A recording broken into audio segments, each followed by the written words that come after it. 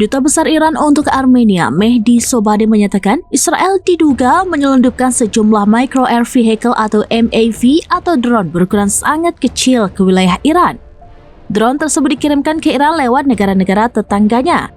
Ia menerima laporan dan data intelijen yang mengindikasikan bahwa beberapa MAV telah masuk ke Iran lewat negara tetangga.